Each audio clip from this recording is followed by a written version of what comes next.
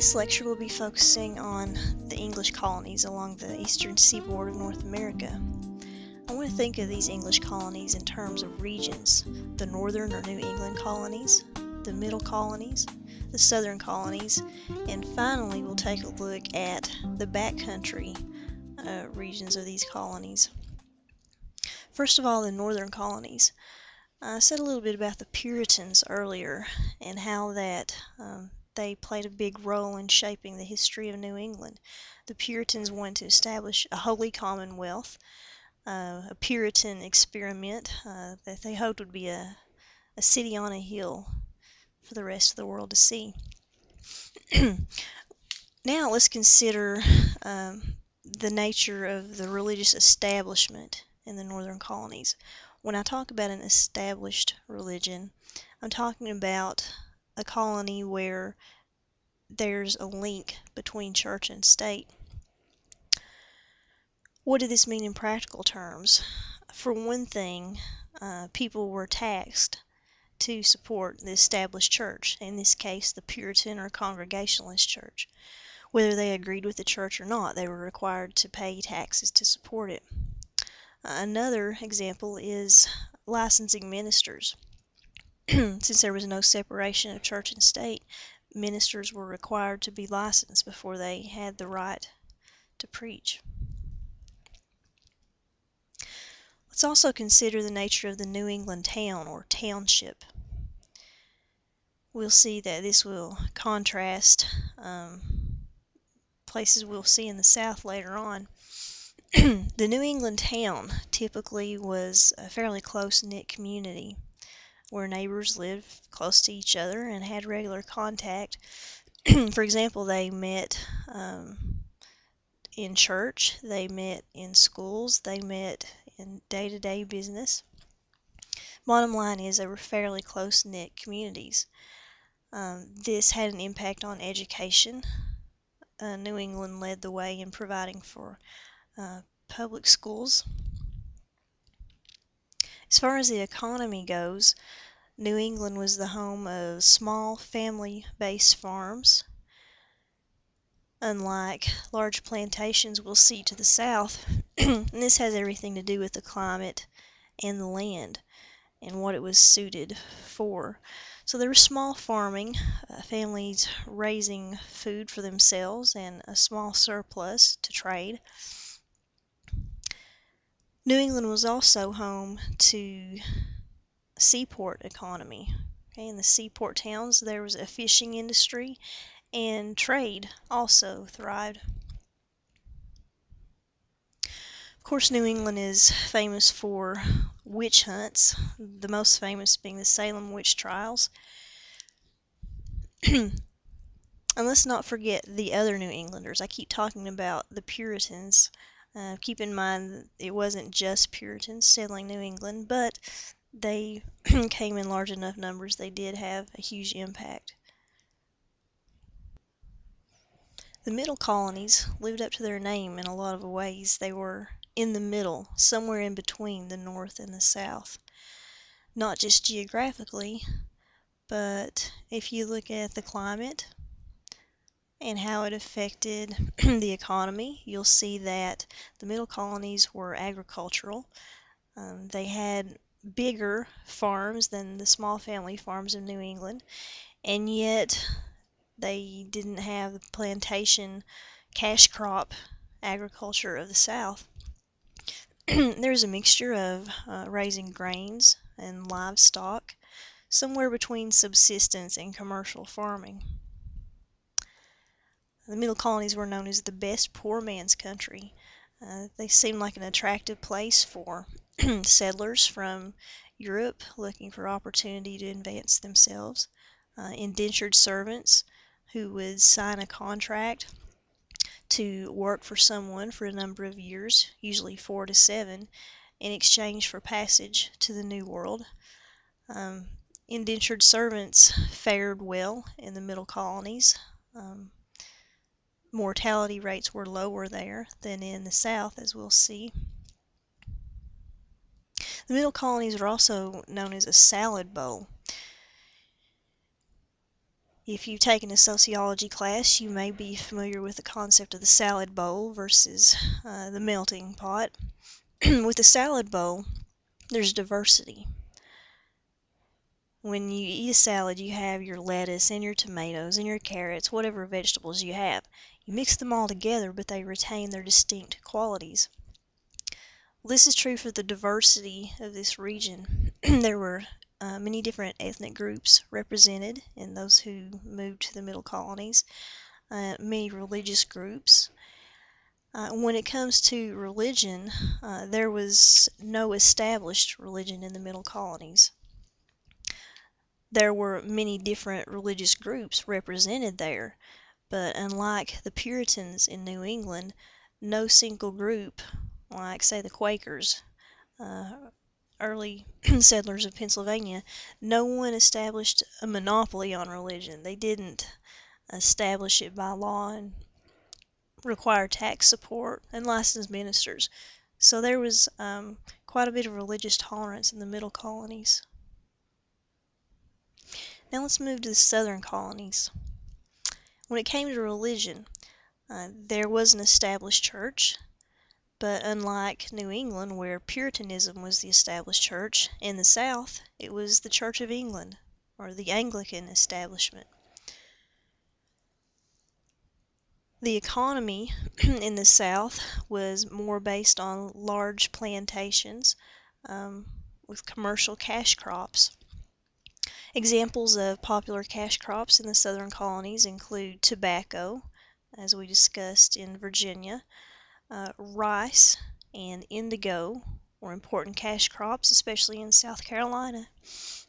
And later on in the colonial period, cotton came to be a very vital cash crop in the Southern colonies.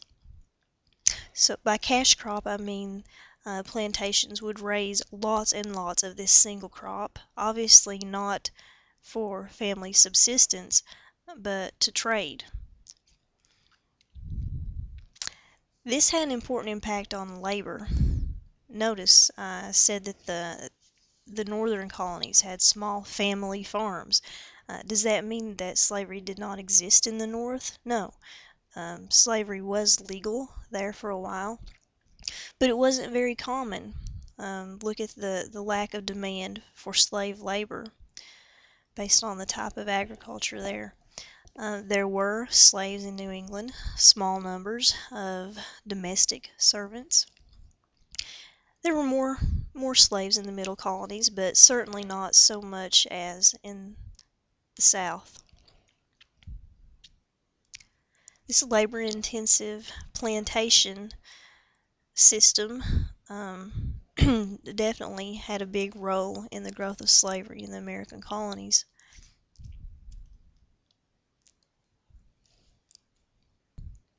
Early in the colonial period, it was quite common to have white indentured servants, which we've spoken about before. But keep in mind, at that time, there were high mortality rates. Many of these indentured servants were not living to the end of their contracts, which meant that their masters weren't required to invest in starting them out with their land, with tools, clothes, money, anything that was promised in their contract. If they died before that time came, the master saved money. Also, early in the colonial period, there were plenty indentured servants willing to come to the New World. Based on the law of supply and demand, they were fairly cheap. But over time, fewer people were willing to come as indentured servants. Conditions were improving in Europe, and they began living longer. There's a higher rate of living to the end of their terms.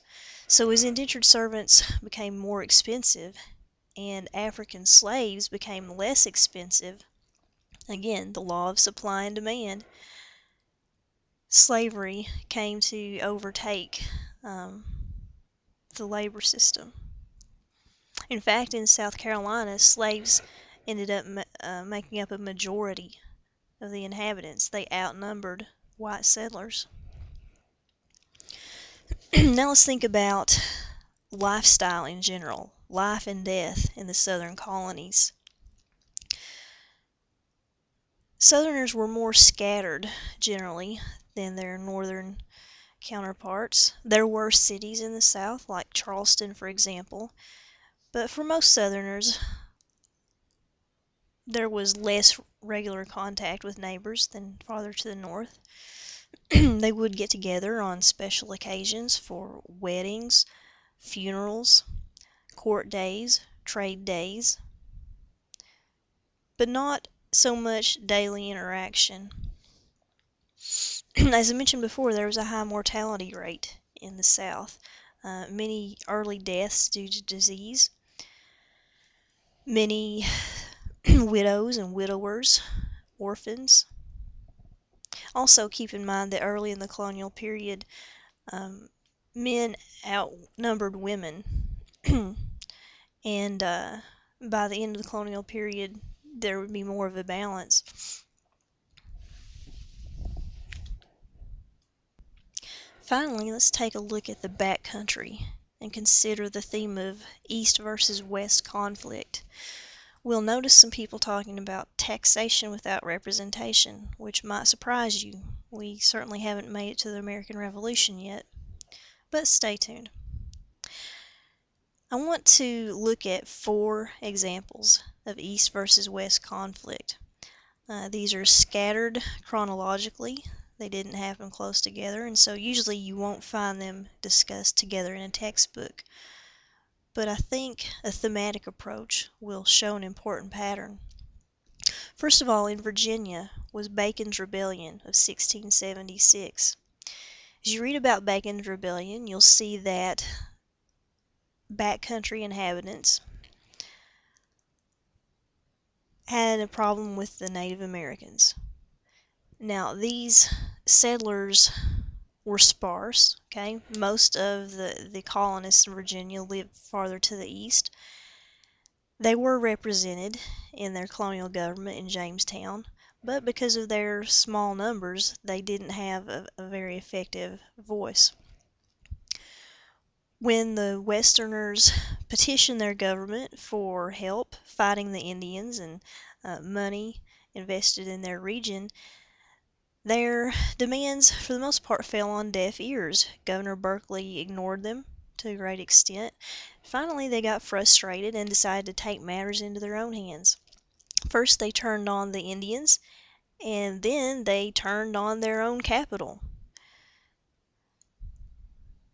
Something similar happened in Pennsylvania with the Paxton Boys in 1763. Again, there was a perceived problem with the Indians. Westerners were frustrated with their lack of response from the government, and so they took matters into their own hands with the vigilante movement. In South Carolina, the Regulator movement of 1767 to 1769 was similar. In this case, the problem wasn't with Indians on the frontier. It was with white settlers moving into the backcountry. There were already white settlers there, and in the 60s there were many new migrants coming down the Great Wagon Road from Pennsylvania, many of them Scots-Irish, and they soon established a reputation for being a lawless bunch, horse thieves and such. The backcountry inhabitants that they were moving in on resented this, and they appealed to their colonial government for law and order. They thought that more money should be spent on court systems in the West. Again, their demands fell on deaf ears. They were underrepresented in their colonial legislature, and they ended up taking matters into their own hands. The Regulator movement was a vigilante movement for law and order.